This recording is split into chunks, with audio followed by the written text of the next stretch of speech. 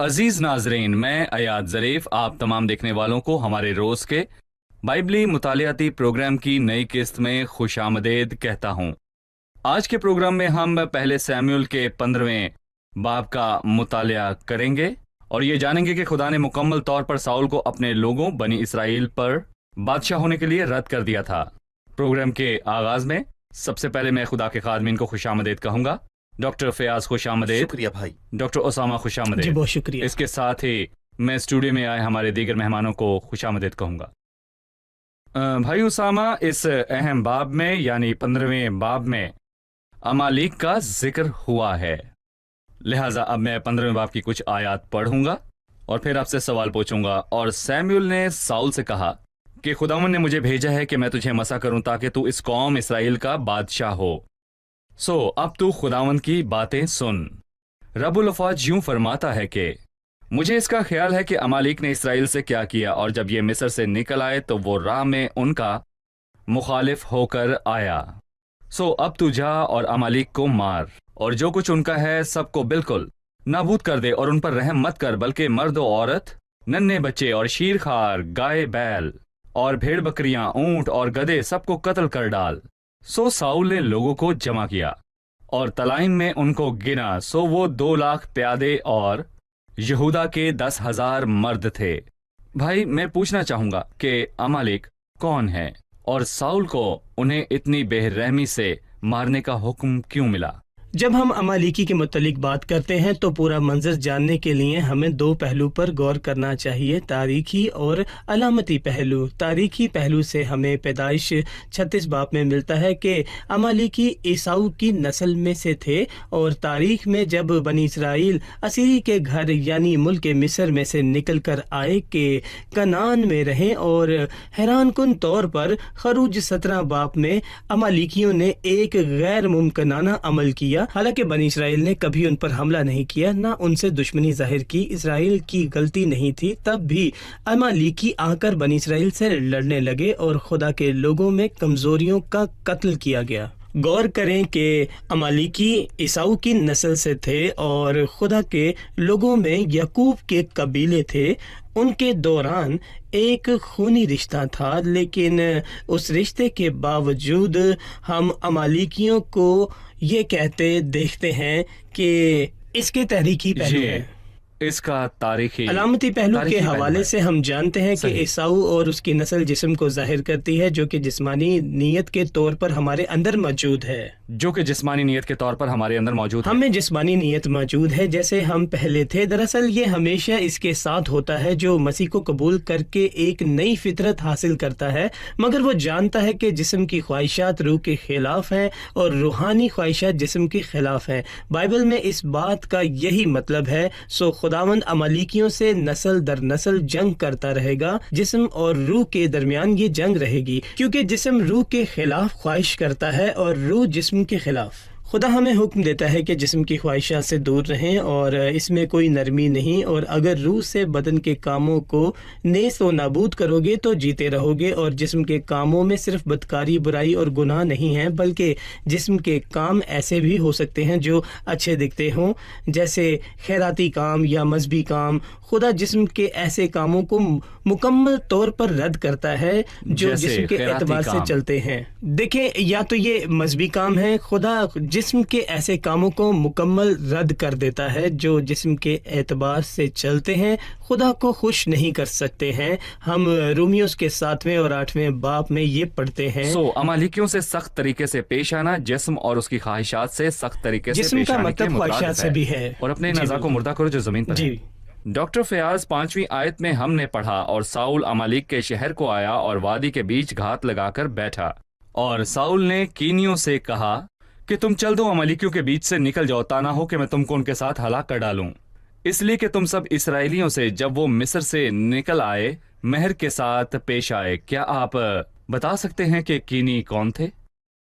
किजात की किताब के पहले बाब की 16वीं आयत से हम ये जानते हैं कि कैनी मूसा के सुसर की औलाद में से थे। तो ये कैनी हैं। मूसा का सुसर कीनियों में से एक था। जी, हब्र केनी जिसकी बीवी याएल ने सिसरा को मारा, वो भी कीनियों में से एक था, और اور میں یہاں پر یہ کہنا چاہوں گا کہ وہ اسرائیلیوں کے چاچا زاد کزن تھے اور ساؤل کو ان کو مارنے کی ضرورت نہ تھی۔ صحیح۔ پھر ساؤل ان واقعات کا شکار ہوا جہاں اس نے خدا کی مرضی کو پورا نہیں کیا جس کا حکم سیموئیل کے ذریعے اسے ملا، اور ساؤل نے امالیکیوں کو حویلہ سے شور تک جو مصر کے سامنے ہے مارا، اور امالیکیوں کے بادشاہ اجاج کو جیتا پکڑا اور سب لوگوں کو تلوار کی دھار سے نیست کر دیا۔ لیکن ساؤل نے اور ان لوگوں نے اجاج کو اور اچھی اچھی بھیڑ بکریوں، گائے بیلوں اور موٹے موٹے بچوں اور بروں کو اور جو کچھ اچھا تھا اسے جیتا رکھا، اور ان کو نیست کرنا نہ چاہا، لیکن انہوں نے ہر ایک چیز کو جو ناقص اور نکمی تھی نیست کر دیا۔ وہ فرما بردار نہیں اس تھا۔ نے آدھی فرما ہمیں برداری یہاں پر کی، ساؤل کی نافرمانی کے متعلق بتائیے۔ نصف فرما برداری، اور اس کو پڑھتے ہوئے میں نے ساؤل کو یہ کہتے ہوئے تصور کیا کہ یہ ضیاء ہے۔ یہ وہ الفاظ ہیں جو یہودا اسکریوتی نے کہے جب مریم نے سنگ مرمر کے عطردان سے عطر ڈالا تو یہ کس طرح ضائع کیا گیا۔ ہم اچھی اچھی بھیڑوں اور گائے بیل اور موٹے موٹے بچڑوں اور بروں کو کیوں نیست کر دیں، یہ ضائع ہو جائیں گی۔ اور اس نے اجاج کو بھی جیتا رکھا۔ اجاج امالیکیوں کا بادشاہ تھا، اور یہ اس شخص کو ظاہر کرتا ہے جو جسم کی خواہش کی برداشت کرتے ہیں۔ کچھ پسندیدہ گناہ، دوسروں کے برے کاموں کی مذمت کرنا اپنے پسندیدہ گناہوں کا اندازہ لگانے سے زیادہ آپ کا آسان مطلب ہے کہ وہ اپنے لیے بہانے تلاش کر رہا تھا؟ وہ خود ایک ایسے جوان کے طور پر جواب دہ نہیں بننا چاہتا جو حوث سے کار فرما ہو، سو وہ کہتا ہے میں جوان آدمی ہوں، جی اور اس نے بہانے پیش کیے۔ اس کا مطلب ہے کہ اس نے اجاج کو جیتا رکھا۔ جی اس صحیح۔ قابل ترجیح گناہ سے مراد خود کو بہانہ پیش کرنا ہے۔ صحیح۔ ہم ایک وقفے کے بعد مہمانوں کے سوالات کے ساتھ حاضر ہوں گے۔ ناظرین، ایک چھوٹے سے وقفے کے بعد دوبارہ حاضر ہوں گے، ہمارے ساتھ رہیے۔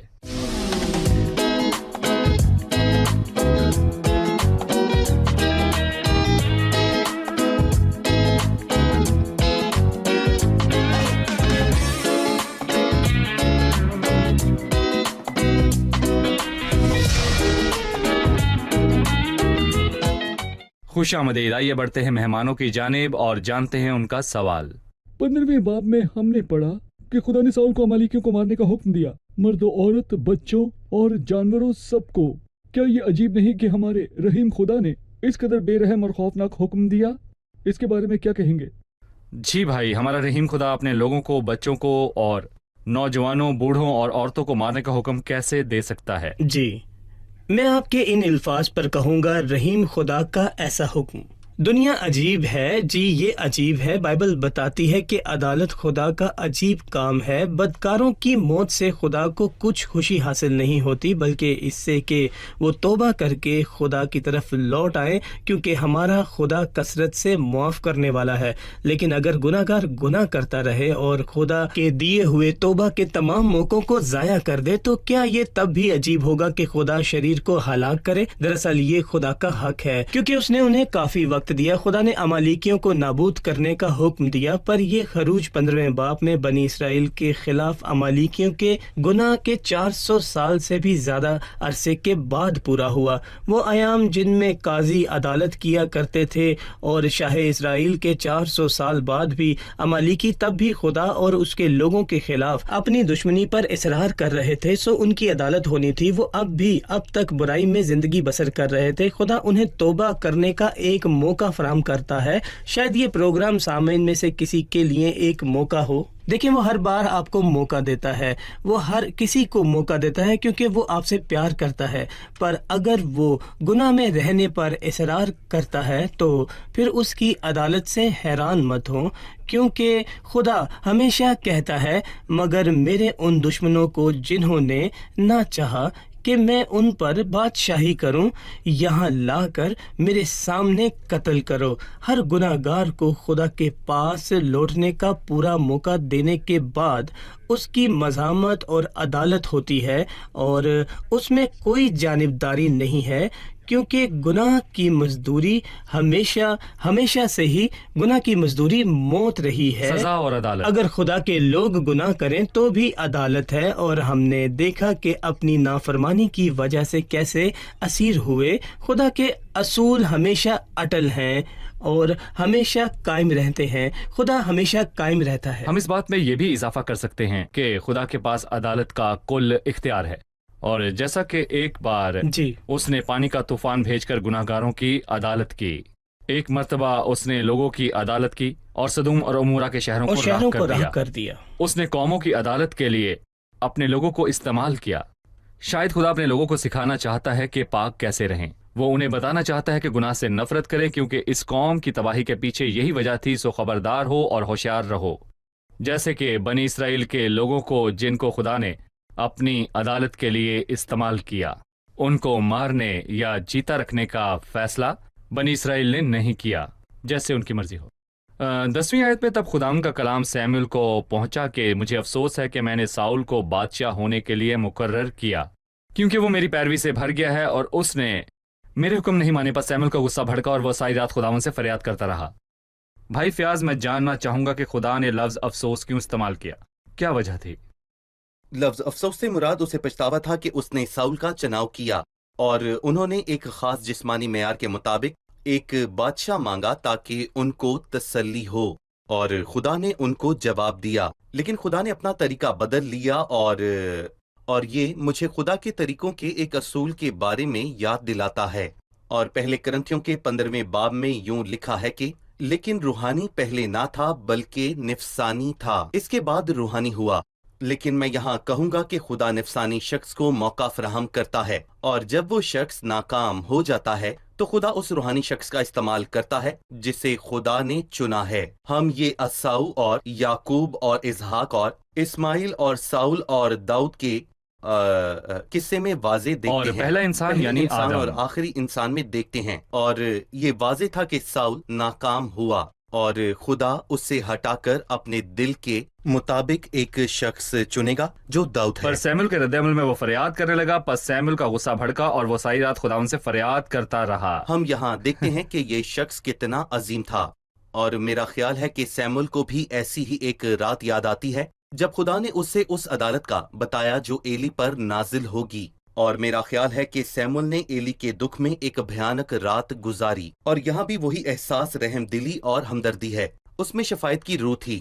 سیموئیل کو ساؤل کے لیے دکھ ہوا، سو وہ ساری رات خداوند سے فریاد کرتا رہا، تبھی وہ اس کے لیے غمزدہ رہا، اور خداوند نے اس سے کہا تو کب تک ساؤل کے لیے غم کرتا رہے گا جس حال کا میں نے اسے بنی اسرائیل کا بادشاہ ہونے سے رد کر دیا ہے۔ یہ ایک شاندار خادم کی تصویر کو پیش کرتا ہے جو سب لوگوں کو اپنے دل میں رکھتا ہے، یہاں تک کہ ساؤل جیسے شخص کو بھی۔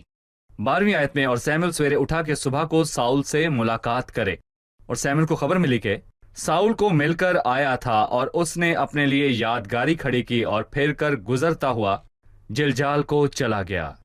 مطلب کہ ساؤل کے دل کو اسے نصف فرمانبرداری کے لیے ملامت کرنا چاہیے تھا، اسے دکھی ہونا چاہیے تھا، پر ساؤل نے اپنے لیے یادگاری کھڑی کی۔ یہاں پر ہمیں ساؤل کے رد عمل کے بارے میں بتائیں کہ اس نے کیا کیا۔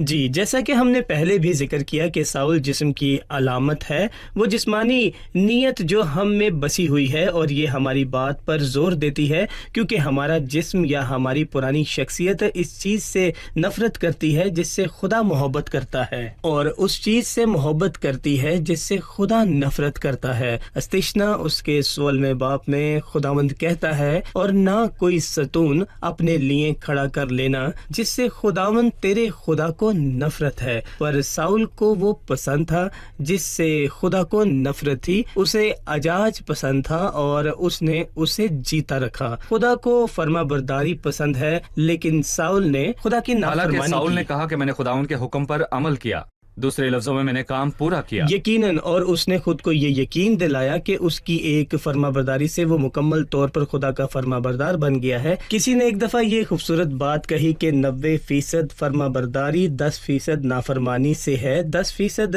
نافرمانی بھی نافرمانی ہی سمجھی جاتی ہے۔ خدا کو مکمل فرما بردار چاہیے۔ مکمل فرما برداری صرف ایمان سے پیدا ہوتی ہے۔ بائبل ابراہم کے بارے میں کہتی ہے، ایمان ہی کے سبب سے ابراہم جب بلایا گیا تو حکم مان کر اس جگہ پر چلا گیا۔ یہ اس بات کا ثبوت ہے کہ ساؤل خدا کو نہیں جانتا تھا، اس کے دل میں وہ ایمان نہ تھا جو خدا پسند کرتا تھا۔ ساؤل اپنے آپ کو جلال دے کر اپنا نام امر کرنا چاہتا تھا، اور بدکار لوگ اپنی زندگی میں یہی چاہتے ہیں۔ صحیح۔ ڈاکٹر فیاض، آپ نے کہا کہ ساؤل نے اجاج کو جیتا رکھا۔ میں ایک بار پھر یہ کہنا چاہتا ہوں کہ یہ فرما برداری نہیں ہے، نصف فرما برداری بھی صرف نافرمانی کرتی ہے۔ فرما برداری کی شکل میں نافرمانی کی وجہ سے اجاج جیتا رکھا گیا۔ हमें बताएं कि अजाज को जीता रखने की वजह से बाद में इसराइल पर इसका असर क्या हुआ और अजाज कैसे उनके लिए खतरा बना। जी भाई। मैं यहाँ पर ये कहना चाहूंगा कि जल्द ही हम देखेंगे कि अमालिकियों में से एक शख्स उठा जिसने साउल को कत्ल किया। जिनको साउल ने जीता रखा उसने कत्ल किया। और आस्तर की किताब में हम अजाज के बारे में पढ़ते हैं। अजाजी हमदाता का बेटा हमान, जिसने आस्तर के खिलाफ मंसूबा बनाया। पूरी बनी सब के इसराइल। सब, जिसे बाइबल इसे खौफनाक अंदाज में बयान करती है कि हमान सब इसराइलियों को कत्ल करना चाहता था और उनको तबाह करने के लिए अपने पास से चांदी के ताकि 10,000 यहूदियों को हलाक घोड़े करे। भी उनको हम दिए आस्तर कि की खुदा किताब के में ये लोगों देखते को हैं। हलाक करे। हम एक छोटे से वक्फे के बाद मेहमानों के सवालात के साथ हाजिर होंगे। नाज़रीन, एक वक्फे के बाद दोबारा हाजिर होंगे, हमारे साथ रहिए।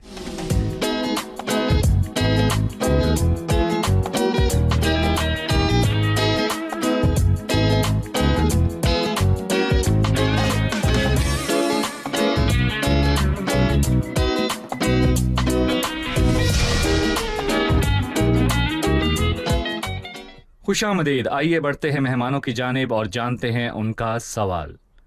सवाल कीजिए। 35वीं आयत में जिक्र है कि सैमुअल अपने मरते दम तक साउल को फिर देखने ना गया, लेकिन पहले सैमुअल के 19वें बाब की 24वीं आयत में हम देखते हैं कि सैमुअल साउल से मिला और साउल सैमुअल के आगे नबूवत करने लगा। लिहाजा इसमें क्या तजाद है? क्या इन दोनों आयात में कोई तजाद है? दोनों दुरुस्त हैं। पहले सैमुअल के 15वें बाब में लिखा है कि फिर सैमुअल साउल को देखने ना गया, और ये सच है। लेकिन पहले सैमुअल के 19वें बाब में जब दाऊद सैमुअल से भागकर बच निकला और रामा में सैमुअल के पास आया, सैमुअल ने दाऊद को पकड़ने के लिए 3 बार कासिद भेजे और हर बार खुदा का रूह उन पर नाजिल हुआ और वो नबूवत करने लगे। सो साउल ने खुद रोमा जाने का फैसला किया, और जब वो दाऊद को पकड़ने गया तो खुदा का रूह उस पर नाजिल हुआ और उसने नबूवत की और सारा दिन और सारी रात नंगा पड़ा रहा। सो सैमुअल साउल के पास नहीं गया, बल्कि साउल सैमुअल के पास आया और वो उसे नहीं मिला, बल्कि खुदा का रूह उस पर नाजिल हुआ। वो नबूवत करने लगा और उन्होंने कहा, क्या ये खुदा का नबी है? सही। भाई उसामा, 20वीं आयत से लेकर 25वीं आयत तक सैमुअल और साउल के दरमियान गुफ्तगू है और साउल अपने अमाल का जवाज पेश कर रहा है कि उसने अच्छी अच्छी भेड़ों को इसलिए जीता रखा कि वो उनकी कुर्बानी चढ़ाएगा। हमें इसके मुतल्लिक मजीद बताइए। जी, इस गुफ्तगू से जाहिर होता है कि साउल कभी भी खुदा को खुश नहीं कर सका। पहली बात कि साउल ने मेरे खुदा नहीं तेरे खुदा के अल्फाज इस्तेमाल किए हैं।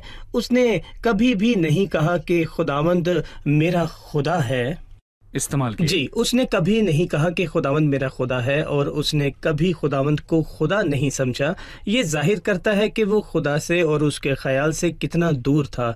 जब सैमुअल ने उस पर हिजाज को और अच्छी अच्छी भेड़ों को जीता रखने का इल्ज़ाम लगाया, तो उसने अपने लोगों पर इल्ज़ाम लगाया। ये नफ्स है। साउल दूसरों की फतह को खुद से मंसूब करता था और अपनी गलतियों का इल्ज़ाम दूसरों पर लगाता था। उसने उस फतह को खुद से मंसूब किया जो युतीन से हासिल की, जबकि वो उसकी नहीं थी। और हर बार जब साउल अगर गिरा, उसने दूसरों पर इल्ज़ाम लगाया।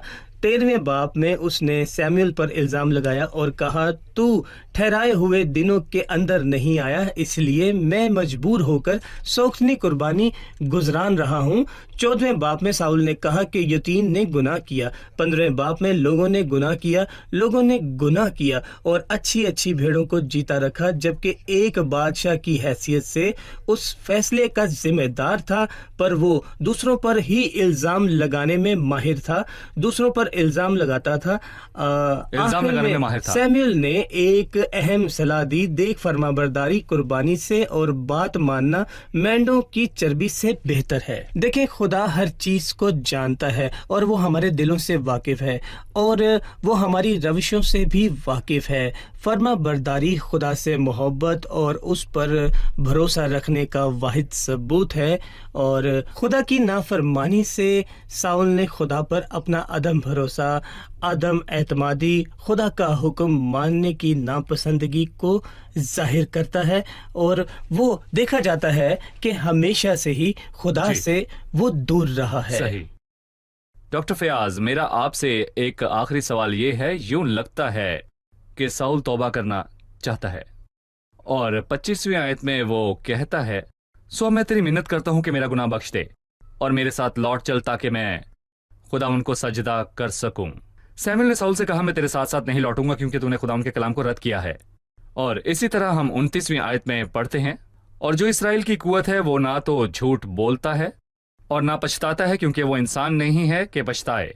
उसने कहा, मैंने गुनाह तो किया है।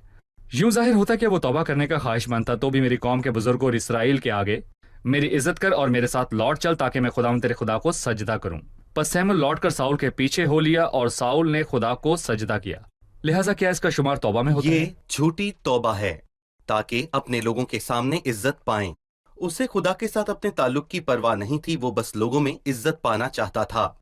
और बहुत से लोग हैं जिन्होंने कहा कि मैंने गुनाह किया, पर उन्होंने तौबा नहीं की, और साउल भी उन्हीं में से एक है। हमें ये कैसे पता जब चला? उसने जब उसने कहा कहा मैंने तो कि- गुनाह किया है, तो भी मेरी कौम के बुजुर्गों और इसराइल के आगे मेरी इज्जत कर, ये सच्ची तौबा ना थी? तो भी मेरी कौम के बुजुर्गों और इसराइल के आगे मेरी इज्जत कर और मेरे साथ लौट चल ताकि मैं खुदावन तेरे खुदा को सिजदा करूं।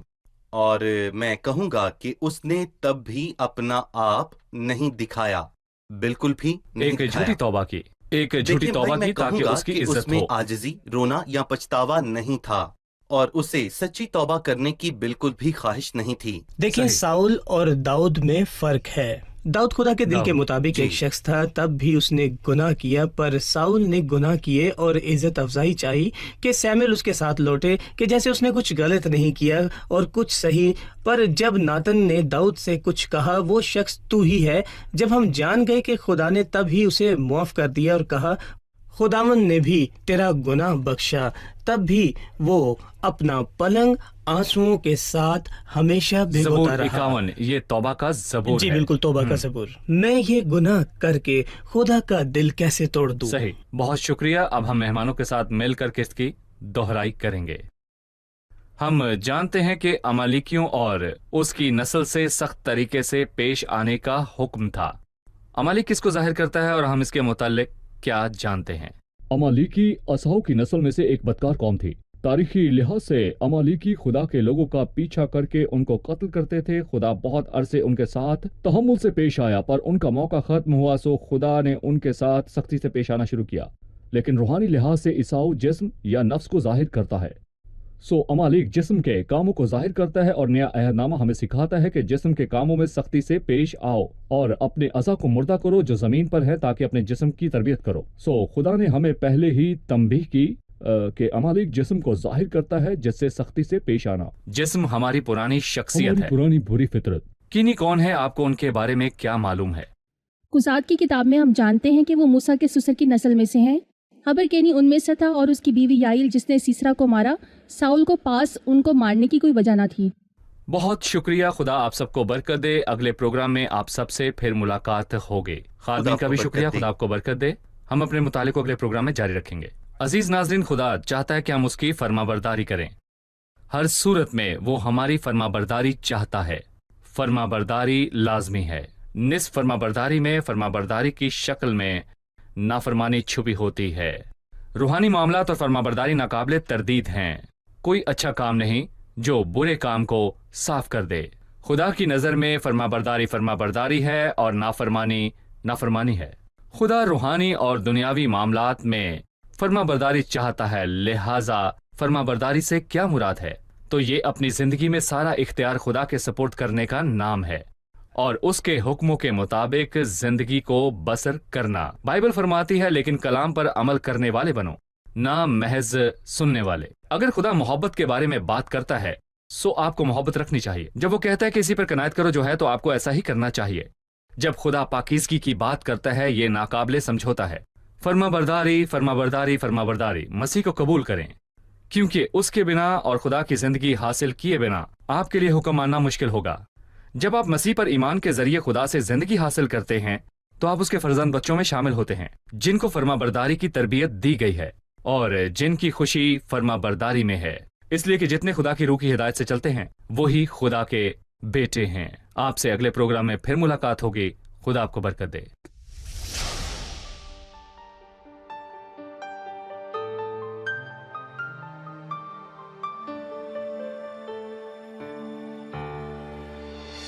رب اجعلني أشبه ابنك يسوع، واجعل إلهي ملكه بين الضلوع. املأني من فيض السلام واروني، حتى أصير في سلوكك يسوع. رب اجعلني، رب اجعلني، رب اجعلني أشبه ابنك يسوع. رب اجعلني مثله في ذي الحياة، عبدا مطيعا باذلا حتى دماء، مستسلما لكل أمر خاضعا، حتى الصليب معلنا حب الإله. رب اجعلني، رب اجعلني، رب اجعلني أشبه ابنك يسوع. رب اجعلني مثله في ذا المسير، في العهد صادقا وللحق أسير، كي أترك من حولي كل ما أسير، عطرا ذكيا يملأ الدنيا عبير. رب اجعلني، رب اجعلني، رب اجعلني أشبه ابنك يسوع.